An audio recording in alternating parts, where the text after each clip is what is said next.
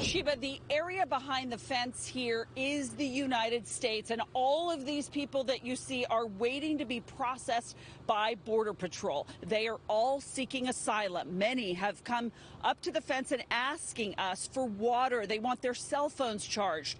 A human rights official who monitors this border says some of these people have been here for 7 days. Hundreds of migrants are waiting in a field this morning on the U.S.-Mexico border in San Diego near the Tijuana River.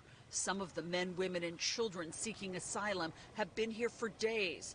Others have just arrived. A los Estados Unidos. So his dream is, he's asking God to get him across the border, and his dream is to go to the U.S. and be in New York. This man, his wife and sister came from Ecuador. They walked the entire way due to a lack of funds. It was a difficult 45-day journey.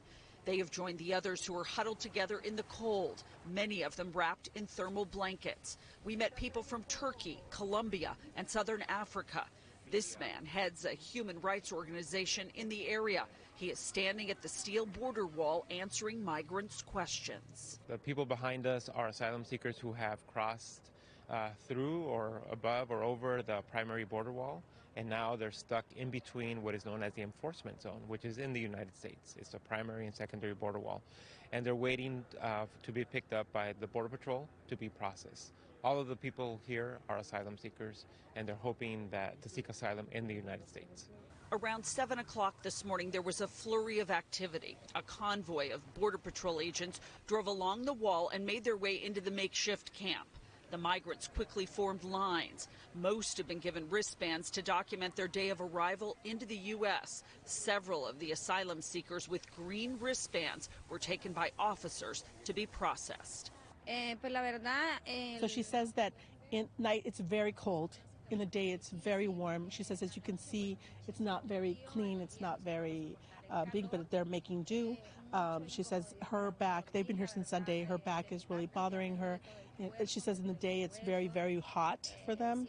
And then she says that the way they've been able to eat is that volunteers bring food to them. She says her husband was taken to a different area where there are men.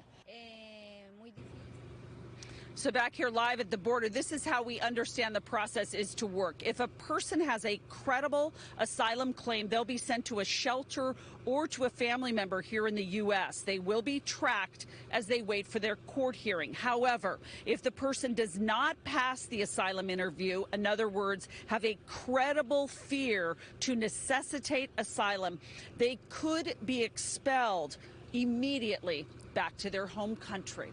That's the latest live here at the U.S.-Mexico border. I'm Michelle Gili. Oh, this is so complicated and chaotic, but it is interesting to hear some of those people have made 45-day journeys and have been through a lot trying to get into the U.S. Thank you, Michelle.